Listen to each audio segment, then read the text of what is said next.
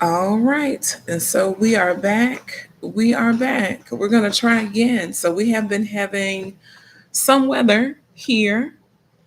And so with that weather, yeah, we've been having some network issues a little bit today. But we're going to go ahead and take it from the top. We're back. So it is week 4 of our series, right? The other side of the report card. And for week 4, I will go ahead and say, I knew y'all were getting spoiled a little bit, right, with us making the slides. This week was a little spicy, so we did not have the same time to make the slides this time. But super glad you're here and want to be clear that this information is not any less impactful. It's not any less relevant, right? We just couldn't make the slides this week. That's all. But here we go. So, week 4, we're talking about not just, do they even hear me? Because sometimes we feel like we might be speaking a whole different language that our young people are not understanding, whether it's in the classroom or at home. But we're really, really leaning into the communication loops, the communication cycles that can be very draining to us, right? As the adults. And honestly, draining on them too, very candidly. So we want to make sure that we're not keeping the pattern going. We're not going to continue to fall into, okay, we asked them once, we asked them twice, we gave them the look, we leaned in, right? You gave that last warning, all these things, and you still get the same results, whether it's crickets, absolutely nothing, no response, or it's chaotic where they continue doing what they were doing before. So we're breaking it up. We're trying something different. So while we are jumping in, the first question I wanted to ask you all is like, what is a communication moment that drives you, right? Some people say it grinds my gears. What's a communication moment that grinds your gears, that drives you up a wall? Maybe it's when you ask for help, they ignore you. You're ignored. Maybe when you're asking a question, it's a sarcastic response, especially, I'm going to say, especially when it comes to something about school, right? Slash, maybe when you're asking them to focus on a task, they're taking their time, it's going very slowly, right? It's not on the timeline it needs to be on. Okay, so y'all talk to me in the chat. What is a communication moment that drives you up the wall? I'll give y'all some time for that.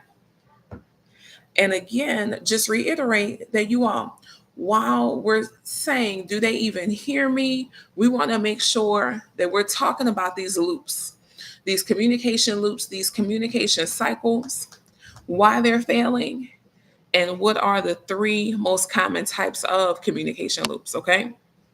So, if you joined us in June when we had our decoded webinar, you heard quite a lot about this topic, about communication not just being what's said, which a lot of us already know, but the when it's delivered, timing is a big thing, and how, right? So some of those nonverbals, but timing is one that people don't talk about as much, but don't worry, we're going to talk about it this evening. And those 2 things, the how and when, is really causing a lot of people to be stuck in these draining communication loops. So these loops that are repeated because it's reactive, that in the midst of the loop, we're reacting based on emotion rather than resetting the pattern, rather than planning for, thinking about, and being prepared to do something different, to set a whole different mode. We're doing the usual, and then we end up reacting emotionally. Okay, so we're setting a different tone with that. These 3 communication loops, you all. First, let me say this: when we're talking about these communication loops, it applies to our big kids, aka us, our adult selves as well, because these communication patterns are often established during childhood, whether it was taught directly or if it was just something that we learned and internalized along the way, right? This was our interpretation, our understanding of what was happening. Now, when these patterns are established, they have to be broken, they have to be disrupted by doing something differently. So, we're talking about first what these three most common communication loops are. And then, of course, we're going to talk about the new approach, a different way to approach it, right? And so, again, y'all, thank y'all for coming back. I don't know what was going on with the tech earlier. We do have some storms passing through, so that's what I'm gonna chalk that up to. But we're back. We're gonna go again, right? Take two. One of the communication loops that is very common is the volume loop. So an adult might escalate their voice. The child either shuts down or maybe they argue, right? But then the adult raises their voice some more. And that's the cycle, the communication loop that repeats. It's simple, it's straightforward. It's all connected to volume, though, right? The escalated voice has a certain reaction. And then again, the next reaction is all very reactive. Like we said, these loops are rooted in emotional reactions. Number two, the nag loop, right? The nag loop. And I will say that I found myself in this one too much repeating the request. I will say that as well. The parent repeats the request, what they said. The child delays. They're on their own time frame. The parent nags, says something again. And then at that point, the child might tune out. That's simple. The request is repeated. The child's delaying, stalling. The parent is like, okay, listen, I know you heard me, but the child is absolutely tuning you out. The third most common loop, the shutdown loop. The child is already kind of emotionally distant. So the parent pushes. The child retreats some more, and then the parent takes it personally. So the reality of this one, again, if the child was already kind of emotionally distant, maybe they're trying to process some things and the parent is trying to support them in that, but it ends up being perceived as a push, right? Like I wasn't ready yet to interact and engage this deeply or this way. So the child retreats more, but then the parent takes it personally. In the shutdown loop, the reality is everybody is shut down at the end of the loop. The student or child, and then the parent slash educator. Everybody's shut down at the end of that loop. Let me read the comments. One thing is when I make a statement and there is no acknowledgement of having heard me, but my statement is repeated as original to the repeater. Okay. Okay. So we're definitely about to jump into that. Cool. When we're talking about these loops, again, remember, if the communication is reactive, though, then we'll never get to the root. We'll never get to the root of how we got in this loop in the first place, right? What's causing us to fall into this pattern. So rewriting the loop means we have to lead with regulation and clarity, not an emotional exhaustion, right? Where we're just exhausted and we're emotional. And so we're communicating that way. We need to, again, make sure we're communicating and rewriting the loop with regulation and clarity. How we're going to make sure that we have regulation and clarity? We're going to focus on these three T's. We're going to focus on resetting the tone, the timing, and the trust. So the tone, instead of get in here and do the dishes, how many times do I have to say it?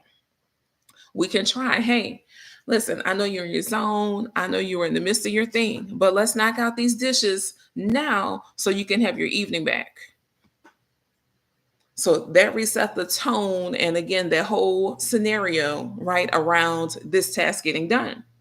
So some of those practice reframes, depending on the task, can also be, okay, well, let's figure this out together. It could also be, that didn't land well. That didn't go how I thought it was going to go. Let's take two. Let's try again. Can I try that again? The third reframe could even be, all right, so you know what? I'm noticing some tension, some frustration. Maybe we should take a moment. We're going to come back to that, especially when we talk about timing. This definite moment of, you know what? Sometimes we need to press pause. Sometimes press and pause. All right. So if the first thing we were resetting is tone, the second thing is timing. I told you we were about to get into it. Time is too often an overlooked thing when we're talking about communication, especially in this case, we're talking about a lot of those difficult, sticky situations, conflict. Time can either can really escalate the situation, or it can help to alleviate, help to resolve, actually. Right? It can go either way depending on how we move, how we handle it. So that's why we're talking about this regulation and this clarity. So if you're in the midst of a conflict, it's probably not the time to try to give directives, right? Like, yes, the goal was that they need to complete a certain task, but if we're already in the midst of the conflict, then a lot of people's tendency, whether young or older, right, they're going to be a little bit petty, and they're probably going to just purposely drag it out to try to get some control, if you will, or this resemblance of control in the conflict, just because. So, mid conflict directives, that's not a good time. And sometimes these life lectures, I know I've talked to a lot of parents about this. In the midst of the conflict, in the midst of the situation, that's when a lot of people get very philosophical, and we launch into these long, drawn out speeches. The young people are not listening to that. You wouldn't listen to it as an adult. The young people are not listening either. So save those moments, right? Not saying that they're unimportant, but again, timing is everything. In the midst of conflict, in the midst of a potential meltdown, shutdown, that's not the time. That's not it. One thing to do instead, again, maybe just pause before the adult decides to speak. Lower your voice, right? Because sometimes in conflict, um, tones are getting higher, not just tone, but literal volume as well. But lower your tone, right? Often when we speak in a lower tone, we also speak slower. So that also helps with some soothing impact.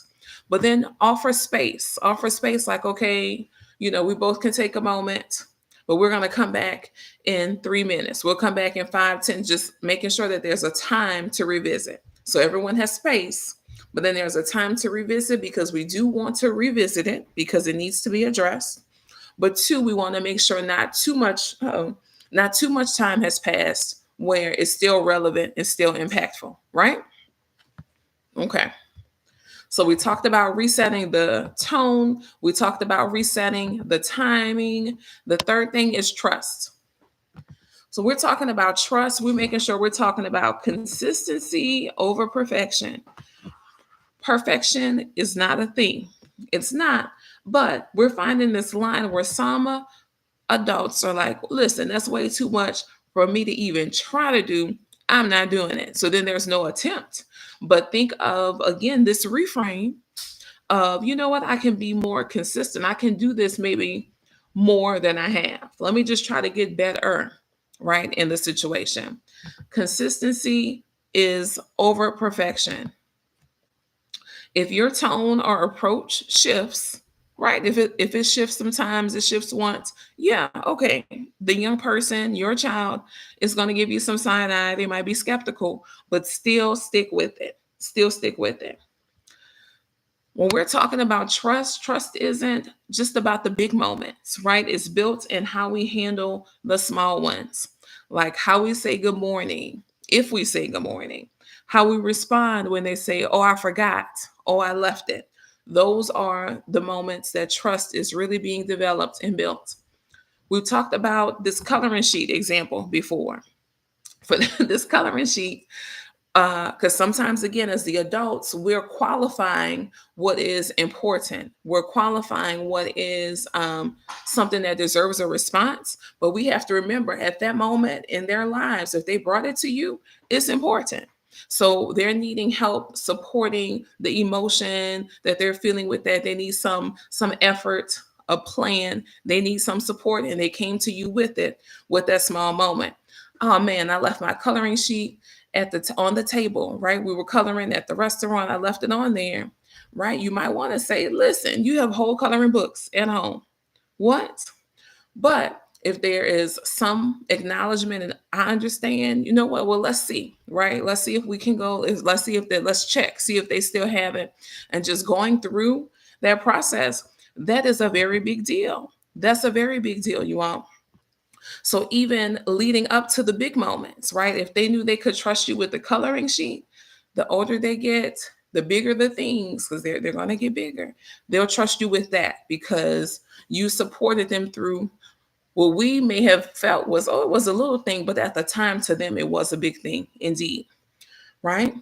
Um, and just, depending on who you are and what you know about what you know, we're supposed to rejoice when others are rejoicing, and we're supposed to grieve and mourn when others are grieving and mourning. So if they're in that space and they need that support while they're going through that, we're supposed to be there as well. All right.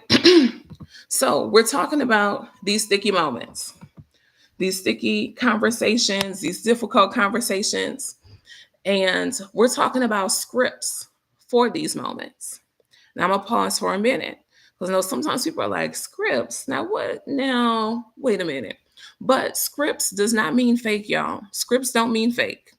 So the purpose, the intent is to give us a place to start when emotion wants to take the wheel. Well, we're thinking about some of these tough situations. I'm thinking about also at my house. We practice tough situations, difficult conversations, because we want our son to be as prepared as he can be if surprise pops up, if fear pops up, nervousness, sadness, doubt, if any of those emotions pop up and they want to take the wheel, he isn't starting from scratch with an appropriate reaction and response. That there's been some background. Oh, we've not just talked about it, we maybe even done some role playing of the scenarios. Okay, I kind of have a couple thoughts for how I can handle this appropriately. Okay, so keep that in mind when we're talking about the scripts. Someone said reset tone, timing, and trust. Those are the three. Those are the three. So, scenario one, thinking about, remember I asked you all at the beginning, what were some common communication scenarios, right? That just sometimes they're becoming too much. We're going to talk about a few. Scenario one is chore refusal. If you don't do this, you're grounded.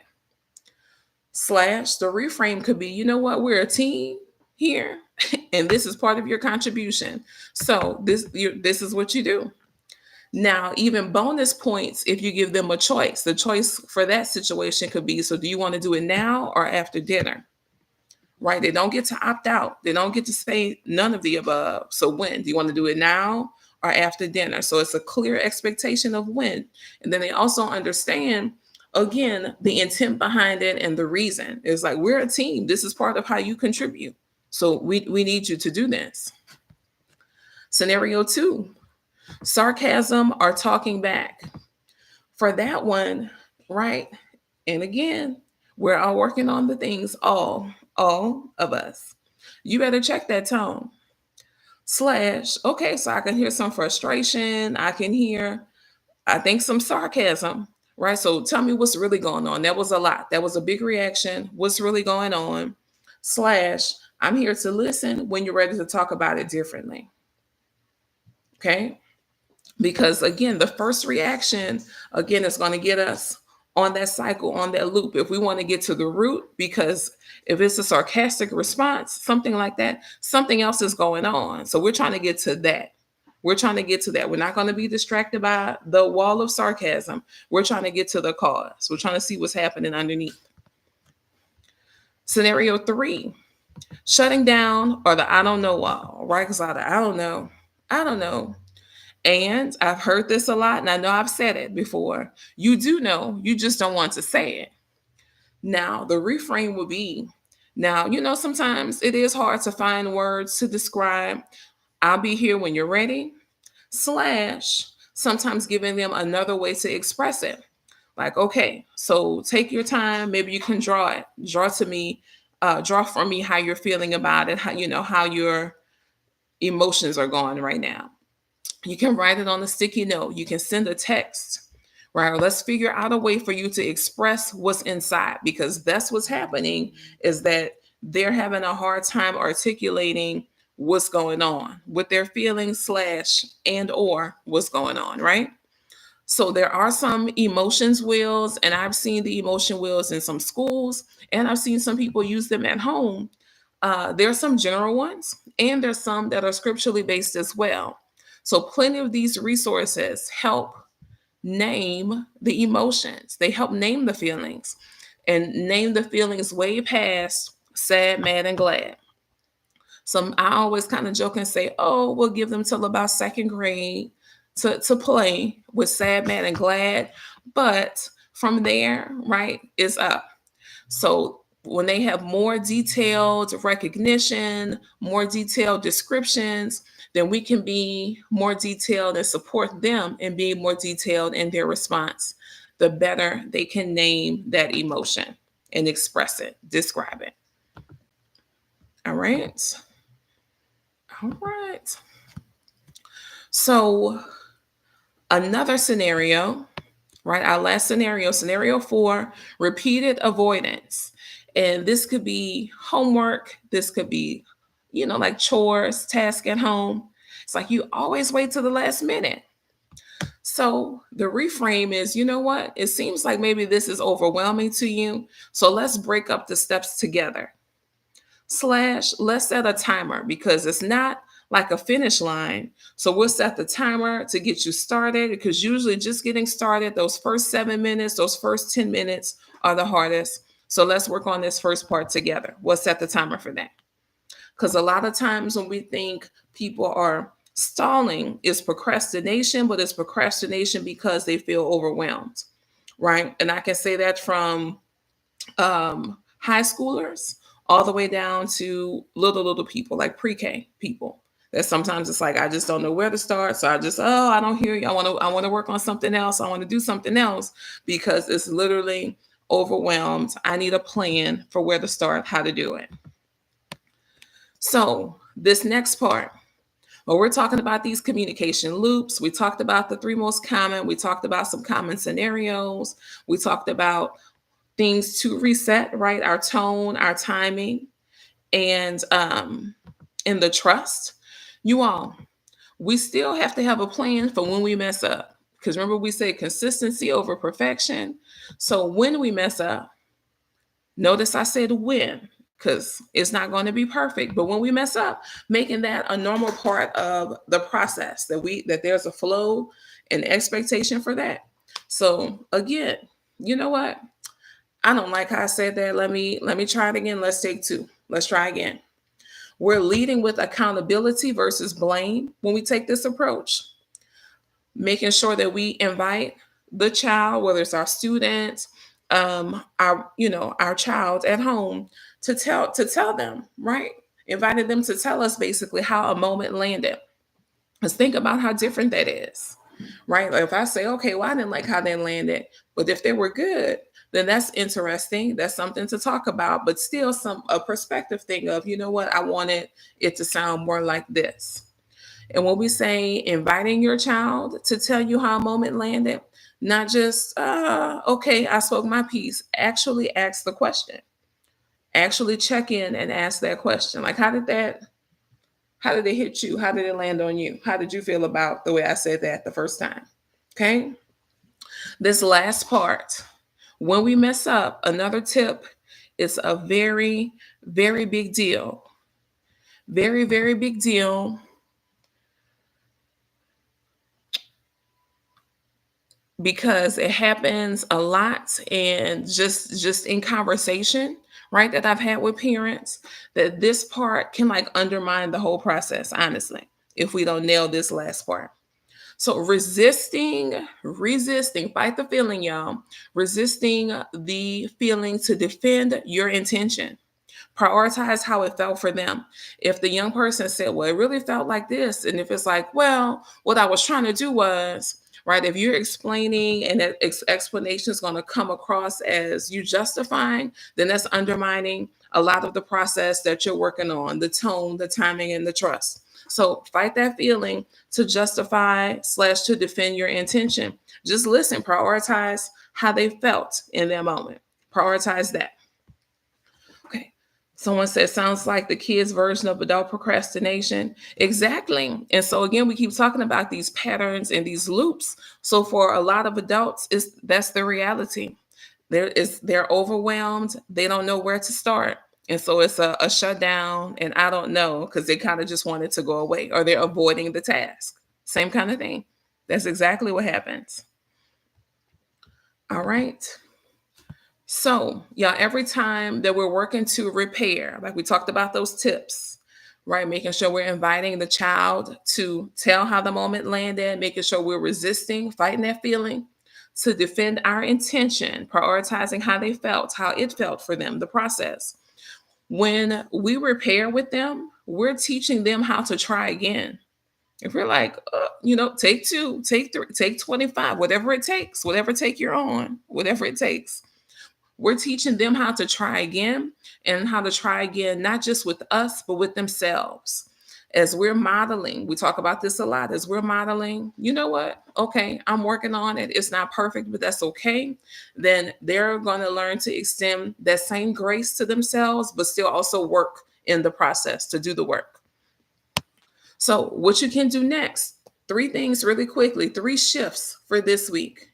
One, take a moment, pause and breathe, call a timeout. Call a timeout. We're going to pause and breathe through it right before you speak. Two, use one script. We had a lot of reframes today. We went through 4 scenarios that are very common. Choose one script from tonight.